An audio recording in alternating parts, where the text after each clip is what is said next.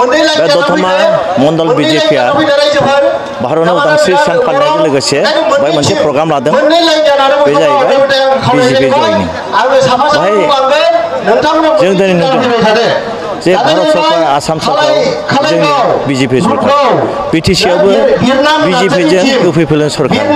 दा बे खामानि मावनाय माखासे डिसक्रिमिनेसन खालामनायखौ नुदों जे दिनैहाय जोंनि BJP नि 17 MCL दं UPP नि 17 MLA दं 17 MLA थासान्दियावबो जोंनि BJP खौ दिनै फात्ता होआखै जों डिसक्रिमिनेट खालामदों आरो BJP नि जेसेबां वार्कारफोर दं ग्रासरुट लेभेलाव मावनाय बिसोरखौ फात्ता होआखै इलेक्सन समाव जोंनि MP इलेक्सन MLA इलेक्सन जोंनि BJP गोबां सान हर मावनानै देरहायो नाथाय इलेक्सन जोबनायनि उनाव बहा BJP दं BJP आ भट होआखै होननानै UPP नि थाबथागौमोन ओंखायनो बेफोर गासैबो खोथाखौ नुबाय थांनाय जेनेबा BCDC दानाय बहाय 60-40 जानांगौ जेराव UPP नि केन्डिडेट दं बहाय MCL दं बहाय बिसोर 60% ओमफ्राय BJP आ 40% जेराव BJP नि MCL दं बहाय 50% 60% लागोन UPP आ 40% आरो जेराव बिसोरनिबो MCL गैया जोंनि बे बहाय 50-50 दा दिनै नुबाय बहाय दिनै दतमा बादियाव बा 12था जेनेबा सीट MCL माबायाव BCDC दं बेनि गेजेराव सानैल' सासेल' BCDC चेयारमेन कचुगाबाद 13थायाव सानैल' BCDC चेयारमेन बिदिनो गुबुन गुबुन जायगायाव बिदिनो जादों दा बेखौ नुबाय जेब्ला डेभेलपमेन्टनि खामानि फैयो बेखौ गासिबो गावसिनि वार्कारफोरनि गेजेराव राननो हायो बेखौ नुना जों गासैबो कार्यकर्ताफ्रा जोंनि मण्डल प्रेसिडेन्ट सेक्रेटारि आरो जोंनि MCLफ्रा जेरोखोम जोंखौ माबा खालाम ना फात्ता खालाम बेखौ CM नो कमप्लेन होबाय आरो कमप्लेन बिथाङा स्टाडि खालामनानै नायजोब्बाय नंगौ बेबायदि थायोब्ला जोंनि पार्टिया खस्थ' जागोन थांनांगौ खस्थ' जागोन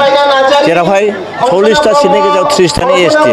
बे ST देरहानांगौबा जों बर'आनो होन राभानो ST मानसिखौ लाबोथारगोन बे हिसाबै थांनाय जोंहा मोनसे माबा जादोंमोन 4 तारिखआव एजुकेटिभ मिडियाम स्टेटनि बहाय डिक्लेयार होदों जों मानगाव गाहाय गिबि मन्थ्रिया जे फैगोन इलेक्सनाव जोङो 40टा सीटआवबो BJP आ आलदायै गेलेगोन आरो बेहाय जों आसा खालामदों जे BJP आ देरहागोन मानोना दिनैहाय जोङो नुदों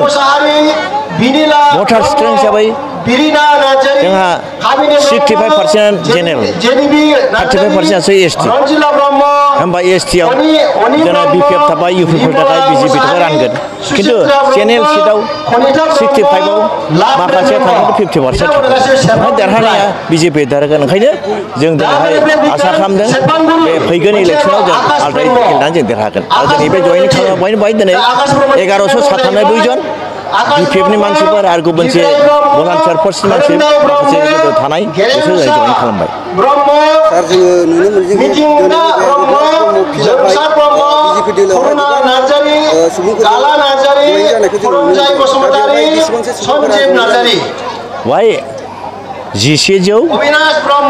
जिसे सोद्रोमाफ्रा बहाय जयेन खालामदों बहाय BPF निबो दं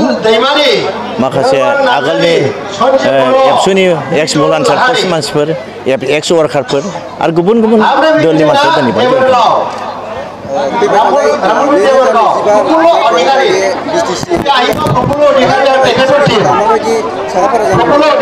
प्रिपेरेसन जागासिनो दं जयनिं जागासिनो दं गासै मण्डल खान्थियाव जादों जोंनावल' नङा जेरावबो जागासिनो दं